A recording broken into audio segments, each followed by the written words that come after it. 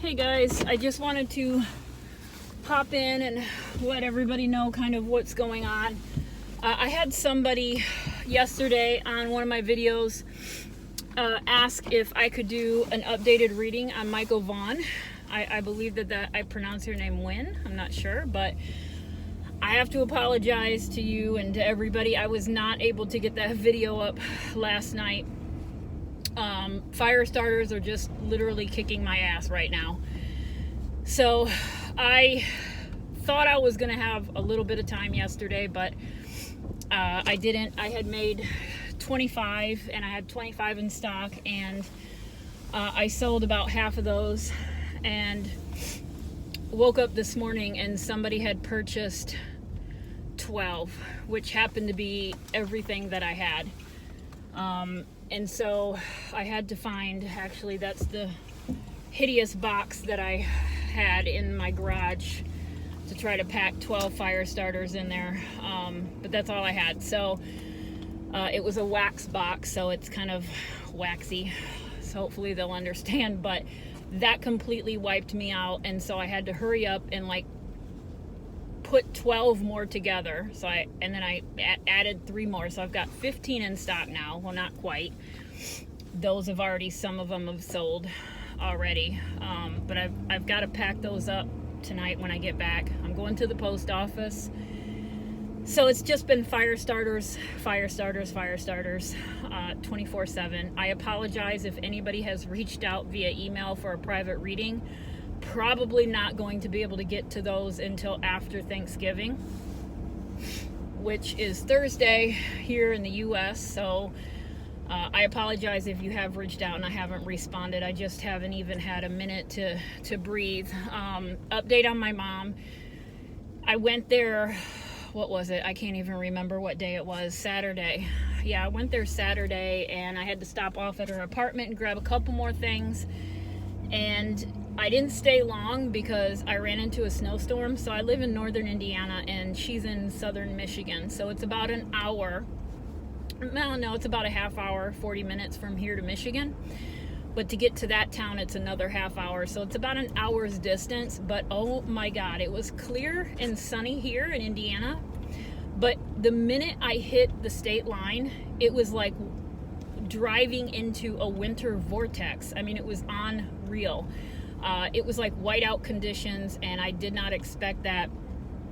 So by the time I got to town, I was just like in panic mode. I could only drive 30 miles an hour in a 55 mile an hour road because it was just so horrible. I couldn't see anything. I'm blind as a bat on a good day, much less a whiteout condition. So I didn't stay long. But she understood, dropped off the things that I needed to drop off, and then came on back, and I'll probably go there again this coming Saturday. She is, they're not getting her up yet. I believe that they have wanted to. She has had physical therapy come into her room. Physical therapy wanted her to go down to the therapy room, but she's refusing to do that. She has also lost a significant amount of weight. When she was admitted, I believe she weighed 94 pounds. Now she's down to, I think she said either 84 or 86. That's a significant amount of weight loss in such a short amount of time. We're talking like about a week and a half now. And she is refusing to move. She's refusing to eat a lot of her food. They have her on protein shakes and a high-powered calorie diet, but she just doesn't eat it. So I don't know. So there's that. So I'm worried about that. And then, of course, the holiday coming on Thursday. I'm going to the post office, and then I have to run to Walmart really quick just to grab a few last-minute things that I need to get. And tomorrow I will start baking and probably still working on fire starters. However, I am in panic mode because I am almost out of wax, and I've got a 50-pound case coming any day now. It's been shipped, but it was only shipped yesterday, so if I can get it by Wednesday, I'll be super grateful. That is my Pro Blend 650 from Flaming, and I have just recently went through 2 50-pound cases like nothing. So tomorrow I'm gonna have to order, I'm planning on ordering 2 more 50-pound cases of wax, and I know I won't get that until next week. But if I can get that one that shipped yesterday, if I can get that by Wednesday, that would be great. Otherwise, what I have in stock is, what I have in stock, and when I'm sold out, I'm sold out. So that's kind of what's going on. And then I wanted to mention to you guys, I've never really talked about this or shared it. It's not really a big deal, but I'm kind of a night owl. So the room that I use for the readings and my work area and storage area and packing area is the family room. And well, actually, over the, I don't know how long we've been in this house, maybe 15 years. Over the 15 years, it's been multiple rooms. It was a workout room for a while. It was a dining room. It was a family room. It was an office. So it's kind of made the rounds, but we've never really utilized it for anything. It was just sort of like this extra room. And I really didn't start using it until I turned it into my workspace. So a couple of years ago, maybe about a year and a half ago, my oldest son, who's 27, moved out, and him and his girlfriend got an apartment, and they lived in that apartment for about a year. We have 3 bedrooms, and we have 3 boys. So 2 of those boys, men, I keep saying boys, but they're men. 2 of those men, boys, brothers, shared a room. And it was the bigger of the 2 spare bedrooms. And so we were able to get 2 queen size beds in that room. So they both had queen size beds. When my oldest son moved out, it was probably about 6 to 7 months after he moved out. His brother felt like it was okay at that point to purchase a sofa. So he wanted to turn that bedroom into kind of like his own little man cave. And he did it all himself. He bought himself a love seat and an ottoman kind of like / coffee table and, an end table. And he's got it all set up like a little studio apartment. Well, long story short, the apartment thing with my oldest son and his girlfriend didn't work out. They're still together, but the living arrangements, for various reasons, did not work out. And so he came back home. And because of it, now the other bedroom is way too small for 2 beds. You just couldn't even fit 2 twin size beds in that one unless they were bunk beds. And I don't think a 25-year-old and a 27-year-old it reminds me of that movie, Step Brother.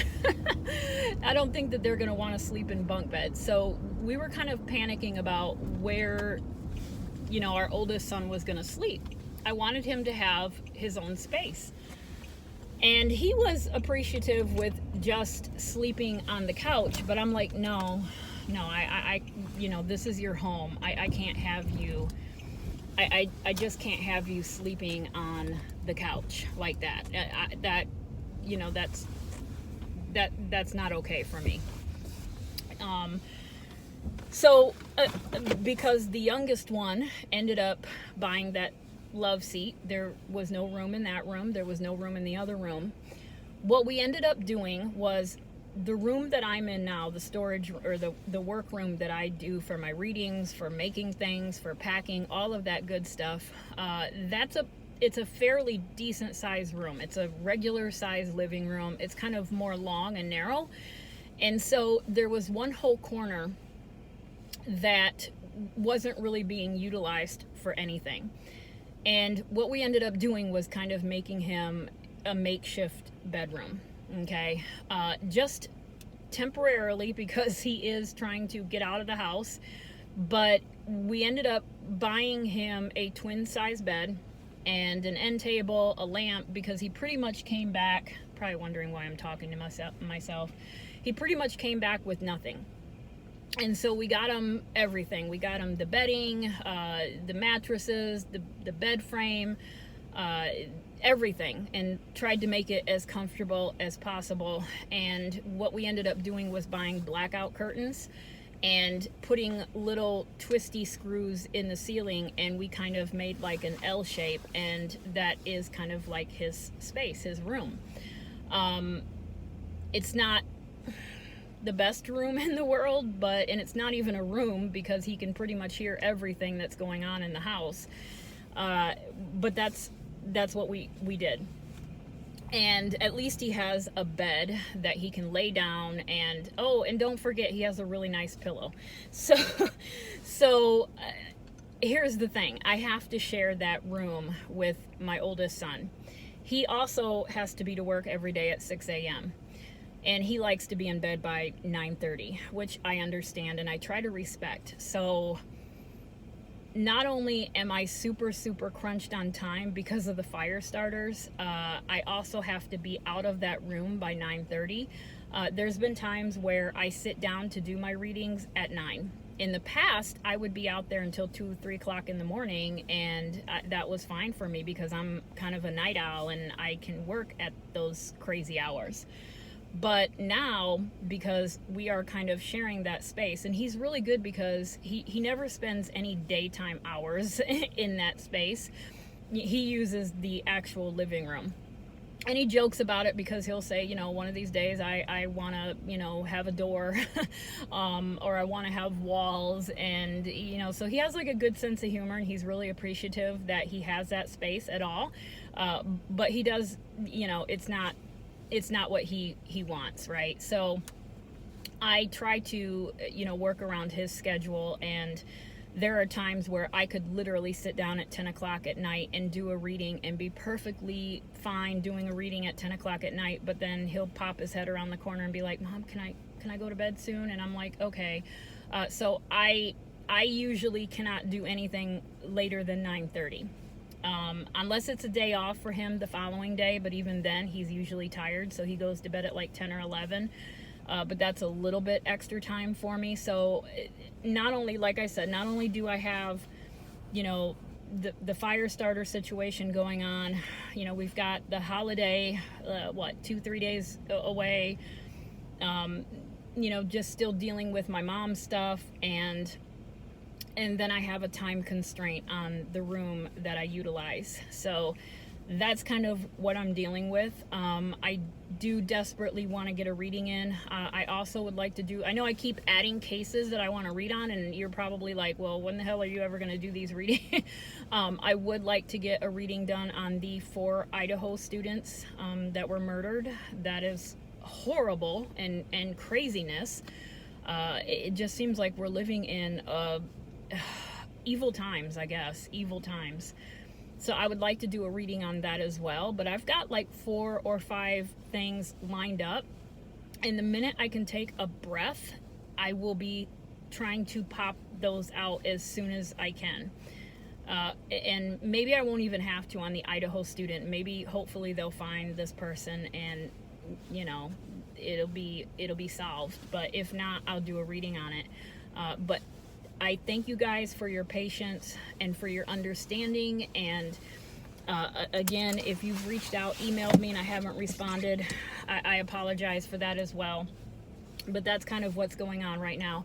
I am going to head in here, and I'm going to have to go in and get a cart, actually, and then come back out and get my stuff. But for those of you who are in the United States, if you celebrate Thanksgiving, I hope you have a wonderful and blessed Thanksgiving. And for those of you who it's just a regular Thursday, that's fine. I hope you have a wonderful and blessed Thursday and week. And so I will see you guys very soon. Maybe even hopefully tonight. Fingers crossed. All right, guys. I'll talk to you later. Bye.